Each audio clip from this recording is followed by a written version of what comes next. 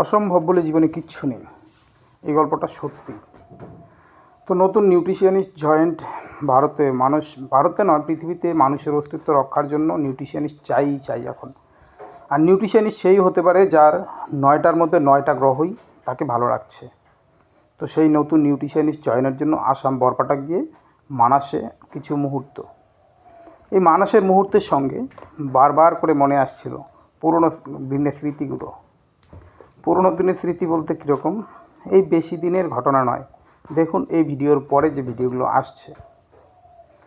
ঠিক আজ থেকে 1 বছর আগে পুরো ফ্যামিলি নিয়ে গেলাম এই মানাস ফ্যামিলি নিয়ে যাওয়ার সঙ্গে গেলাম আসাম টংলা, মাঝখানে এই হচ্ছি আমি। তো সেখানের এই যাত্রার থেকে এই যাত্রা, এর মাঝে যে কতটা দুঃখ কষ্ট আর যন্ত্রণা লুকিয়ে আছে, সেটা তো এই জীবন পরিবর্তনের গল্প যদি না হতো, বাস্তবে পরিবর্তন না হতাম, বলতে পারতাম না। এই মানাসে ফ্যামিলি নিয়ে গেছি, টোটো ভাড়া 400 টাকা দিয়ে খাওয়ার টাকা নেই পকেটে। কোনো রকম ঘুরে ফ্যামিলি নিয়ে নদীর ধারে ঘুরে পশু পাখি দেখে চলে আসছি। তার মাঝখানের বিশেষ গল্পগুলো একটু দেখুন। তবে এটা ঠিক যে আমরা হয়তো আমাদের দেশের বাইরে ফ্যামিলি নিয়ে আমি এখনও যেতে পারিনি, কিন্তু বিগত দিনগুলো তো অনেক আনন্দের সঙ্গে কাটিয়েছি, গ্রাম্য পরিবেশে ঘুরে হলেও আর এভাবে গরিবের মধ্য দিয়ে জার্নি করে হলেও। দিনগুলো খুব ভালোই ছিল। আমার জীবনে কোনো সময় দুঃখ কষ্ট সেইভাবে আমাকে ধরতে পারেনি। হ্যাঁ, গরিবই ছিল, এটা সত্যি।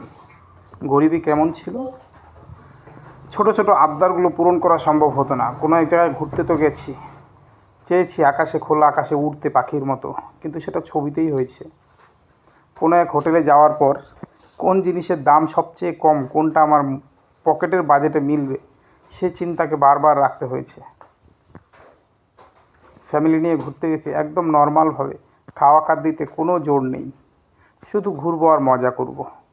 যদি পেটে খিদে থাকে, ঘোরাতে মজা অনেক সময় আসে না, সেই দিনগুলো গেছে।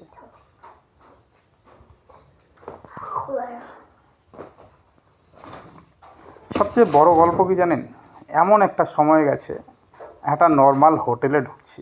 হোটেলে ঢোকার পর সবাই মিলে হোটেলে তো ঢুকলাম, চেয়ার টেবিলের গোছানো দেখলাম, কিন্তু খেতে পারিনি, পকেটের বাজেটে কোলায়নি। সে ছবিও এখানে আছে, আপনারা শুধু শেষ পর্যন্ত দেখুন।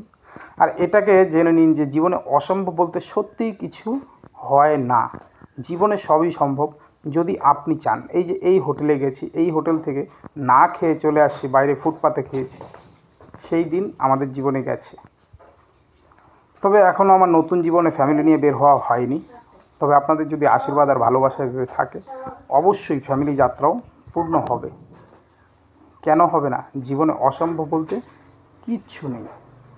আর আমার এই যে ফুটফুটে ছেলে, এর জীবনে হয়তো সব মনোবাঞ্ছাই পূর্ণ করতে পারবে, আশা আছে।